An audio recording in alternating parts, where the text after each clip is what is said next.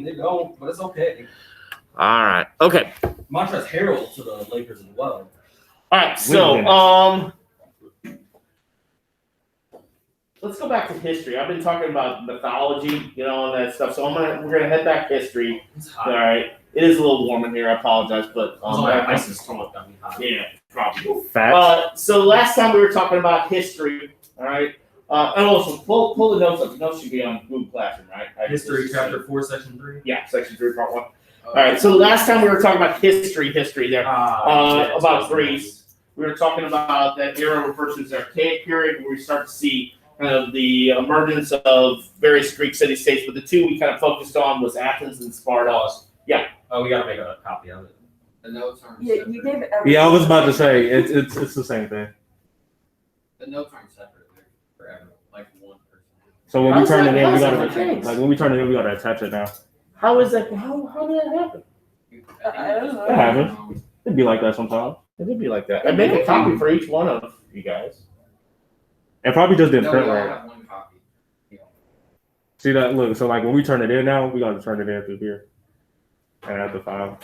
So that's how everybody's gonna turn it in. Is that how you guys been doing it? No. This is the first. Usually it's already so like when you already have like the document on here, Yeah. this part would be over here, and then we just click turn in once we like actually. That's finish it. weird. Okay, sorry about that. I don't know why that did that. It'd be like that It sometimes. did be like that sometimes. Sometimes if it says template on there, I guess maybe that's why.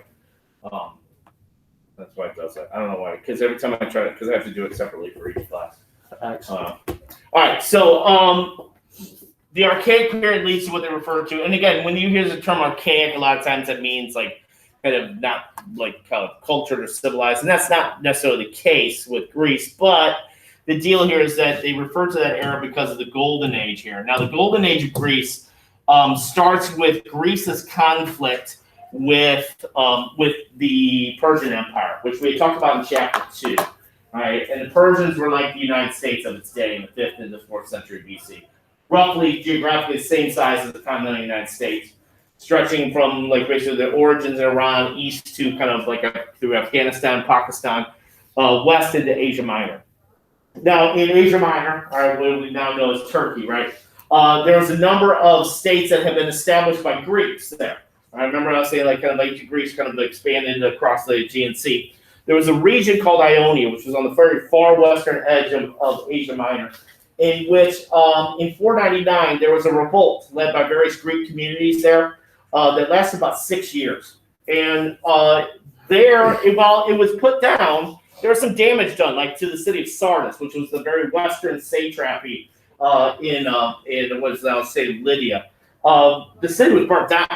All right, and so while the Persians took about 6 years to kind of fully put down the revolt, they blamed the Athenians for this. There was some connection with the Athenians, the Ionians there, and the Athenians were kind of encouraging. Some Athenians were kind of encouraging, basically kind of a revolt, so they can basically kind of trade a little bit easier. Yeah. Was it like them like directly including themselves in, or were they like, yeah, y'all should do that? There was that's a little bit debatable. There's no evidence that like the Athenians didn't send troops there. Right. It was mainly kind of encouragement, more or less. And so this is Ionia right here, right? But it even extended as far south as Cyprus, right? And so what occurs here is that the Persian emperor at the time, the Shah, if you will, is a guy I talked about in chapter 2 named Darius or Darius the First, Darius the Great. He essentially could not let this go without punishment, all right? Mainly because you don't want other areas of this large empire to revolt, right? And also, too, you just want to basically kind of make an example of the Greeks, particularly the Athenians. So the story is they sent about 25,000 troops that were going to go to Greece. One, to basically kind of teach the Greeks a lesson. And two, I mean, if best case scenario, you conquer more territory, right? So the Greeks, mainly the Athenians, basically were trying to garner and the Persians had sent kind of emissaries there, and basically because so the Greeks kind of knew something was coming here. So they were able to garner about 10,000 in all from other places like Thebes and Corinth. The Spartans sat this one out. The Spartans felt like this was not of their doings, and so it didn't pertain to them. Again, there's no concept of a Greek nation state. While they share certain cultural traits, they are definitely distinct in a lot of these senses here. Right. So this is often referred to as the First Persian War. So on paper here, it's like kind of like the United States maybe taking on, say, Vietnam, right? But numbers alone don't necessarily mean victory here. So the Greeks had a couple things at their advantage. One was they're fighting on their own home turf, right? Two, their use of a kind of certain military formation referred to as a phalanx, which is generally 8 what they call hoplite infantry soldiers, 8 across and 8 deep. Each of them equipped with this pipe called with a weighted at the end called a sarissa. All right, and so also too the Greeks would use the use of more metals. The Persians, particularly like the kind of immortals, which Darius kind of emerged from, like in that power struggle, were using more light things like wicker and stuff like that. All right, so their use of metals was also a kind of a key component here to kind of their advantage, if you will. And so what ends up occurring here is that the Greeks decide once the Persians land that they're just going on the offensive. All right, the Persians weren't expecting that; they were never able to get their footing. They're always kind of with their backs up against the sea. And so all the information we get, though, comes from Greek historians, mainly from Herodotus, who states that in this one battle of this war, 6,000 Persians were killed to 192 Greeks, which seems like a very oddly specific kind of like number, if you will. Okay. All right. So this is a later phalanx, image of a phalanx that was used by the Macedonian Greeks under Alexander the Great, which he basically doubled them. His father did, Philip, 16 across and 16 deep. The only battle that's ever mentioned of the First Persian War is the Battle of Marathon, which is in 490. All right. So at Marathon, that's where the Persians weren't ever able to kind of get their footing, if you will. Now, the more famous story that's associated with this battle is at the aftermath of the battle. The deal was that the story was that word did not get back to Athens of a victory or a defeat or whatever like that. That it was assumed that the Persians had won. They basically wiped out the Greeks, and they're on their way to Athens. All right. So they were the Athenians themselves were going to set the city on fire. All right. So after the battle, there was a herald, a messenger by the name of Phidippides, who apparently, and this is a legend, and it's not totally proven, ran from the Battle of Marathon to the city center of Athens, which is roughly about 26 miles. There he gets there and says, Nika, victory, rejoice, we conquered, and then collapse and die.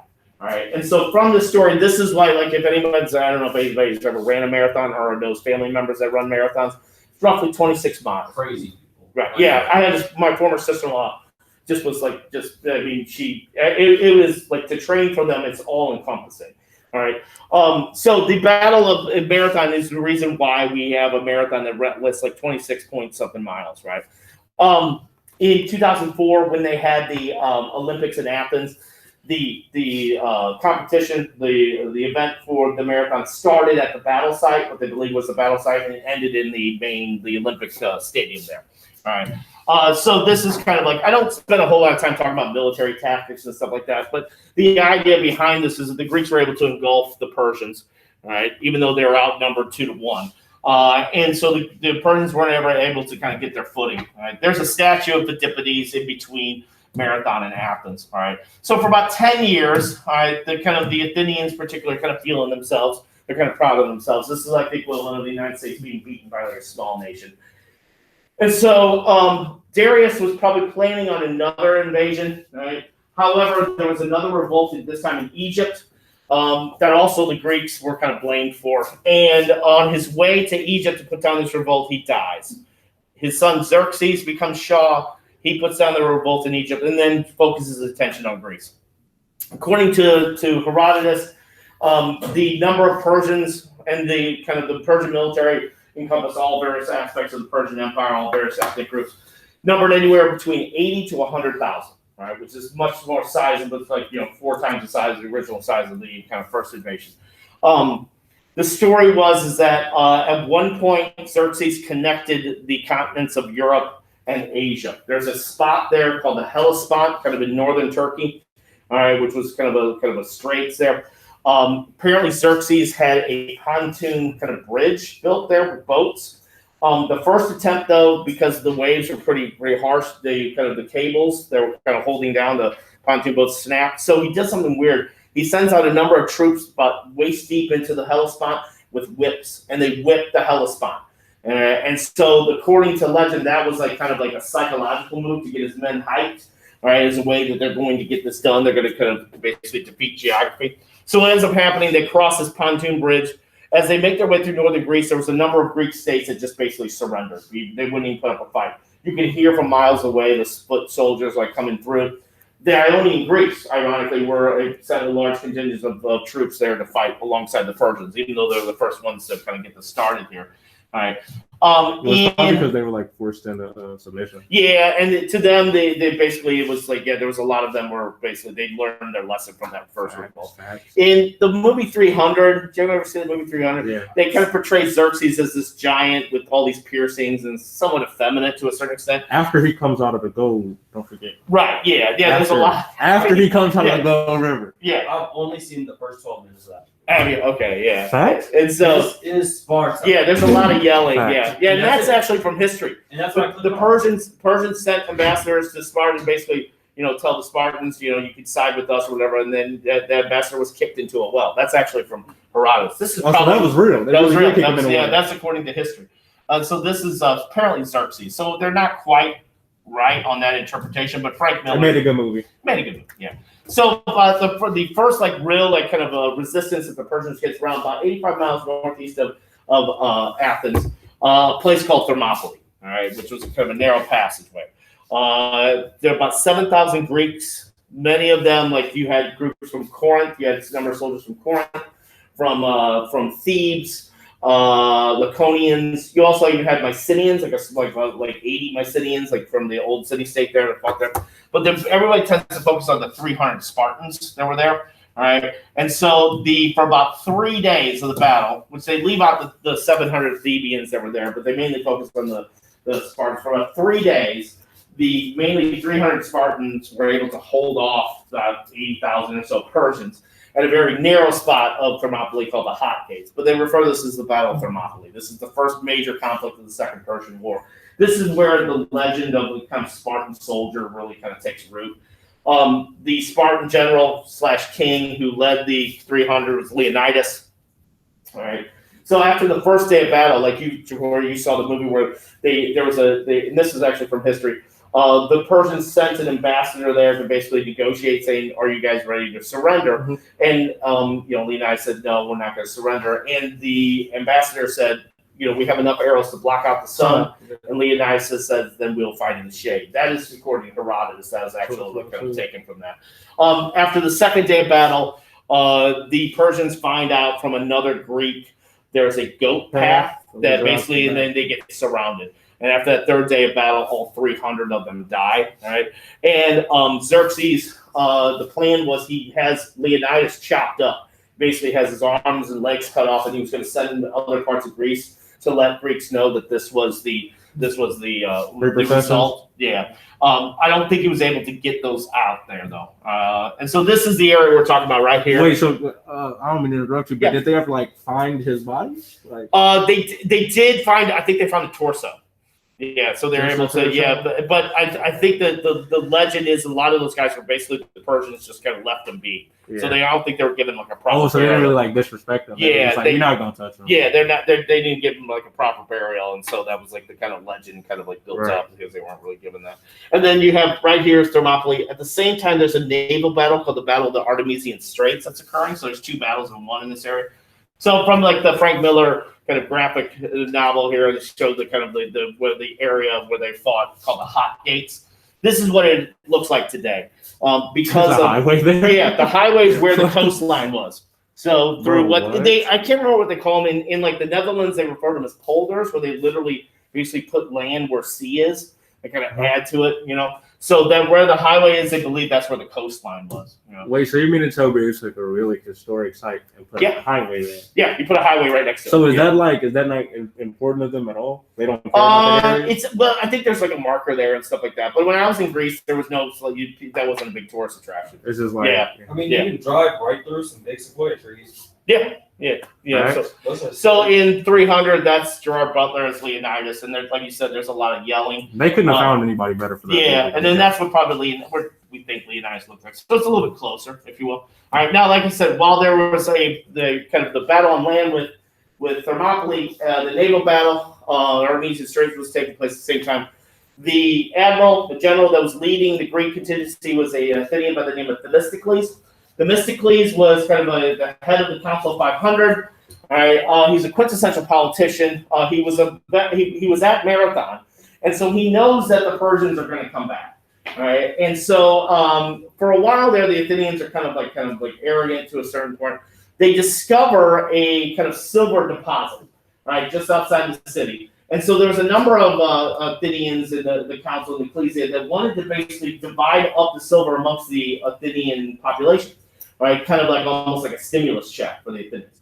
Themistocles wanted to build up the navy, so he created this story in which there was a number of Athenian merchant ships that were attacked by a kind of island state that was kind of an adversary of Athens called Aegeus.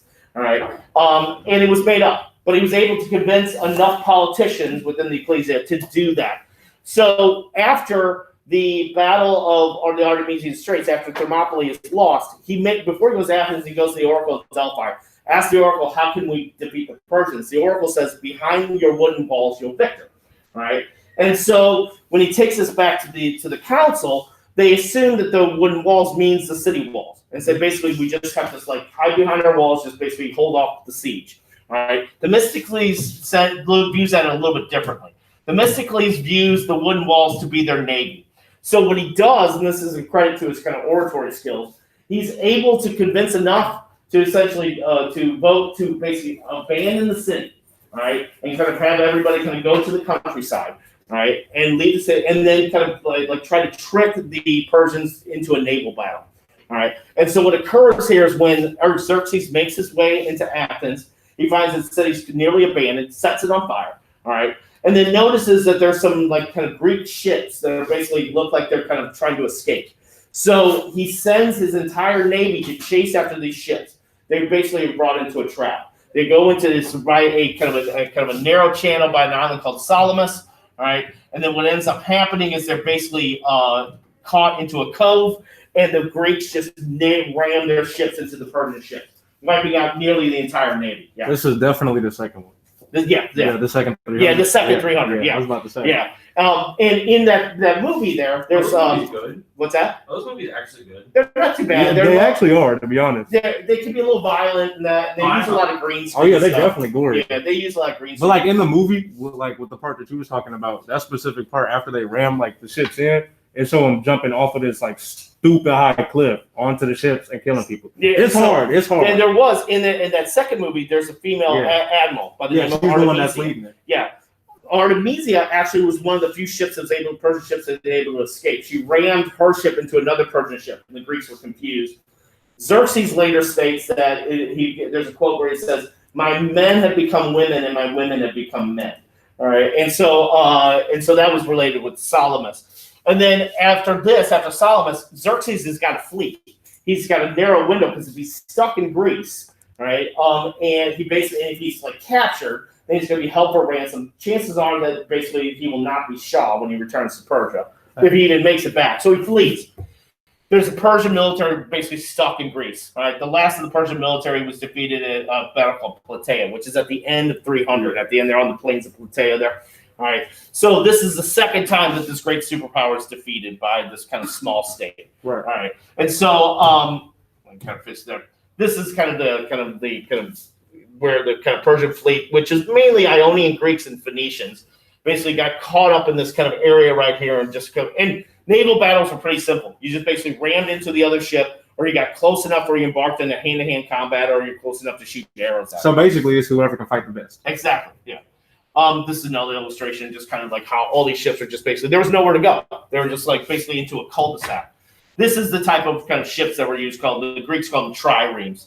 At the front of the Greek trireme, you have this bronze kind of basically battering ram that was able with the metal was able to kind of crash through the ships a little bit easier. Xerxes kind of overlooking, watching his ships basically kind of sink, and then the Battle of Plataea here. Remember I was telling you in kind of Athenian politics, they had this concept called the ostracization. So you had these ostracons, these pottery shards here. If the person got enough votes and deemed to be, as my mother used to say, too big for the britches, they would be exiled, ostracized for 10 years. Ironically, a few years after the Battle of Salamis, after the end of Plataea, Themistocles was ostracized. All right, and so the irony is that he eventually made his way over to Asia Minor, and he served in the court of a Persian satrap. So the guy who's responsible for probably the biggest defeat in Persian history ended his days on the Persian payroll. Did they not know that? They did know that, yeah. So they knew who he was. They knew who he was, yeah, and so it was beneficial to have have him on the side anyway. So the guy was basically had no really other option. So when he goes over there, he goes alone. How does he just walks into the court? Well, with his family, he was there. People knew, word around that he was there, and so he it's came. Just like that guy. Yeah, he's like that. So he came to. I think it was in Lydia. So he went to Sardis, right, and basically kind of made his presence known there, and so he kind of served. Is basically kind of an assistant, if you will. This would be after the war anyway. This is after the war, yeah. So about 7-8 years after the war. All right, and so after this period here, after the Second Persian War, that's where the Golden Age of Greece starts. All right, usually they get kind of 479 to the beginning of what we will refer to as the Peloponnesian War. All right, and while this is the Golden Age of Greece, one city-state tends to take all the credit, and that's the Athenians. Right. And so the Athenians are the ones who are they're going to kind of become very wealthy. They're going to use that wealth in many cases to basically kind of establish what we classify Western civilization. All right. With that wealth comes more access to kind of free time and stuff. With that, we start to see development of kind of philosophy. We see the development of theater. We also see development of architecture and all this other stuff and science and math. All right. And so the thing that enabled the Athenians to become particularly wealthy was a kind of NATO-type structure referred to as the Delian League, all right, which was a kind of a 140 city-state, kind of Greek city-state alliance with Athens at the head. All right. There's a lot of smaller ones, but the Athenians basically made their wealth through collecting dues from these smaller states. With those dues, they would build a navy for these city-states. All right, and really and then they may ask for young men from those city-states to serve in the navy there. All right, and so this enabled Athens to become incredibly wealthy. All right, and so they named it the Delian League after the island of Delios, where Apollo was born, but that's where the treasury was located there. All right, and so this is kind of in dark green is the kind of basically the Delian League states, and light green was an eventual counterweight called the Peloponnesian League, which was led by Sparta. All right, and that's going to eventually lead to what we call the Peloponnesian War. But in between that time, all right, the politician that kind of succeeds Pericles as Themistocles as the preeminent politician of his day is a guy named Pericles. All right, Pericles is going to kind of lead Athens up until the beginning of the Peloponnesian War. He's your quintessential politician. Go. When does Julius Caesar take place? Caesar we're talking second century BC, 200 years later. Oh. I'm trying to think. And I'm trying to think when was it, first century BC. First century BC. And so Pericles here and he's a great orator, great speaker. There's a famous funeral speech of a kind of Athenian politician where he basically lays out the reasons for democracy and why democracy is important and stuff. So he has three goals. One, to strengthen Athenian democracy. Two, to basically make money for Athens through commerce and trade, all right, by using its navy mainly. And the third one is to show out, to basically show people that you're in the presence of a great city, and that's to glorify Athens. All right. And then here's his cameo. So don't need to write this down. What he does is, one, he creates kind of a paid bureaucracy within the kind of ecclesia, which gives this idea that strengthens Athenian democracy because you have people that are they're being paid. They have this more incentive to be more involved. Although we still have a large populace who was from sortition and who's kind of volunteers, all right, they're kind of drawn by lot. And then also basically safeguard commerce in the region, basically using the Athenian Navy to basically support commercial ships. And then he's going to take the excess money from the league, from the dues, and basically build the city up, glorify it. The kind of building that's most associated with Pericles at this time is the rebuilding of the Parthenon, which was the temple dedicated to the patron goddess Athena. It was burnt down by Xerxes and the Persians in the Second Persian War. Pericles kind of spends a lot of money to rebuild it. All right. Smack dab in the middle of that is a statue by the preeminent sculptor of his day, a guy named Phidias, which is a 39-foot statue dedicated to the patron goddess of the city. All right. It's all the best material, marble, bronze, gold. It's brightly colored. To some people, it was a little gaudy. A lot of times, even still today, certain like new architecture people are a little like kind of skeptical of it. But it's a standard kind of classical art, and architecture, if you will. So this is what it looked like, and it's kind of in its day. Like I said, it's brightly colored. Back there is the Parthenon, but there's other temples. I wish stuff like that was still around. Probably dedicated to Poseidon and stuff. This is what it looks like today. All right, so like it's a symbol of Athens. All right, I was there in 2007, and there was still a lot of kind of like there was a lot of scaffolding around there. At one point, when it was controlled by the Ottoman Turks, they used it to house dynamite, right? And there was a major explosion which knocked out a good section of it here on the side. And then people like the British and the French and would come there, and they would they'd pay Ottoman officials, and they would take like the kind of at the top there was that story of the centaurs and the lipids that was all taken down by the British. There's these things called the Elgin marbles that were all taken there. All right, it's basically within Greek architecture. There's three styles. Much of the Parthenon is built using Doric. Then you have the Ionic, which is used on the kind of the capital there, kind of the swirls, and then the Corinthian, which is the fluted kind of like kind of campus there. So Parthenon, Doric, the Temple of Poseidon on the Acropolis, which is Ionic, and then the Temple of Zeus built there by the Emperor Hadrian. The Roman Emperor Hadrian uses Corinthian.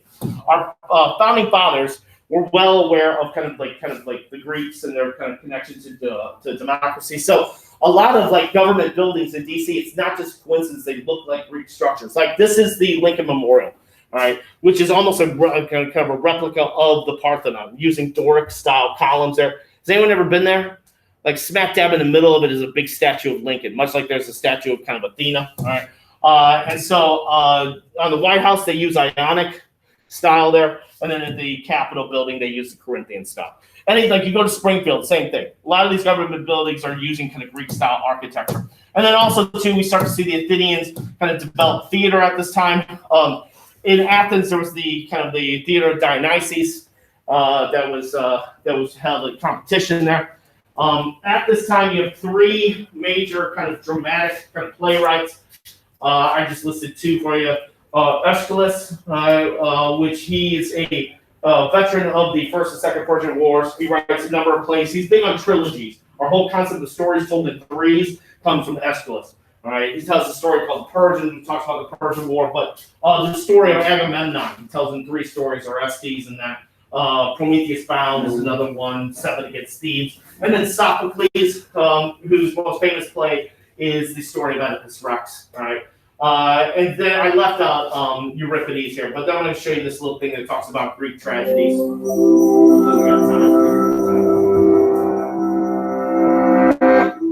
Good afternoon, ladies and gentlemen. Let us welcome you to the final day of dramatic battle between great tragedians. It is a spring day here in ancient Greece. Nearly 17,000 patrons are filing in to the Theater of Dionysus to watch top playwrights, including favorites Aeschylus and Sophocles, duke it out to see whose hero may be deemed most tragic, whose story most awful. Well, see, Christopoulos, in last week's Battle of the Choruses, all 50 members of each playwright's chorus traveled back and forth across the stage, singing the strophe and antistrophe, telling misbegotten tales of woe. Today's first chorus is entering through the paradoi, taking their positions in the orchestra at the bottom of the stage. Mario Lopadokia, this is nothing we haven't seen before. All 50 members speaking from the depths of their souls. Wait, what is this?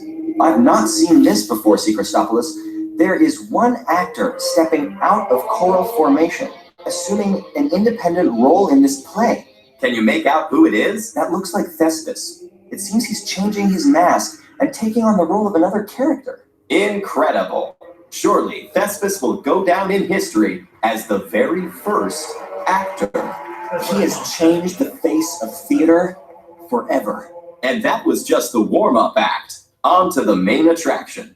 Aeschylus will have the stage first. Let's see what he does. We expect great things. Last competition, Sophocles beat him by a smidge, but Aeschylus is still considered the father of tragedy. Now, Aeschylus frequently competes at this festival, the city Dionysia.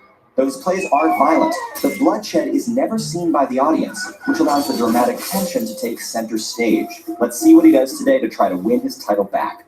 Here comes Aeschylus's chorus, but they seem to be missing quite a few people. What is going on here? Not only are they down a few people, there are 2 actors taking center stage. This is absolutely unheard of.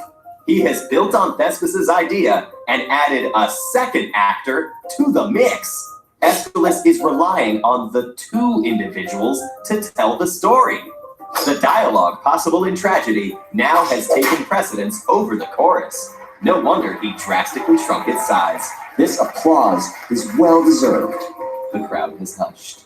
Sophocles' actors and chorus are taking the stage for the play Oedipus Rex. As usual, the chorus is set up in the orchestra. And what's this? Sophocles has added a 3rd actor. Will this one-upmanship never end? 3 actors, and they are changing their masks to take on several different roles as they weave the tale of Oedipus, a nice fellow who kills his father and marries his mother. Kills his father and marries his mother. That sounds pretty tragic to me. It is most tragic, Mario Lopadokia. Call me crazy, but I'm willing to bet that future generations will hold this play up as the perfect example of tragedy. Excuse me, Christopoulos. Oedipus has left the stage after realizing Jocasta was his wife and also his mother. Where has he gone? I can't even imagine. Wait, the messenger has stepped on stage and is telling us of the great king's actions. He says that Oedipus, upon finding his mother, wife, whatever, Jocasta, dead of her own hand in their incestuous bedroom, took the brooches from her dress and stabbed his eyes repeatedly. You can't blame the guy, can you? Bedded his mother, killed his father and brother to his children. I might do the same.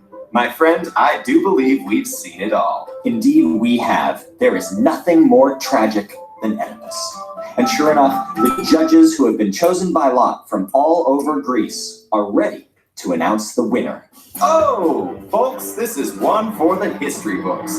Dark horse playwright Philocles has taken first prize. What an upset. What a tragedy. What a night, folks. We have witnessed the laying of the foundation of modern theater and some great innovations. The shrinking of the chorus, the addition of 3 actors. And such catharsis. Doesn't a great tragedy just make you feel renewed and cleansed? It sure does. But now we are out.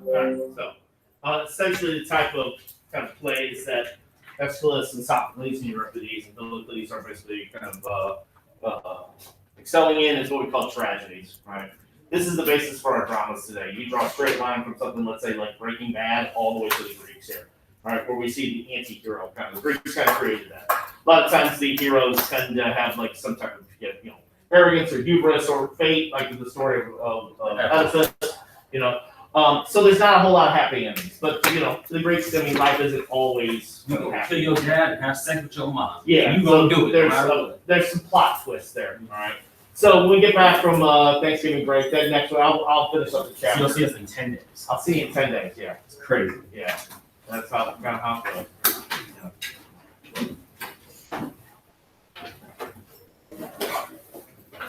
Find any turkeys? What's that? Find any turkeys? No, I don't know what we're doing. I don't know. Yeah, I don't even know. My sister usually has stuff. No. But she. Marquise Morris just re-signed with the Lakers. Awesome. Oh, trust me, I know. I get notifications when. I got a 32. See ya, Zay. I don't know how I didn't see that. This is blowing me. He signed for like 1 year for $2.5 million or Yeah. something.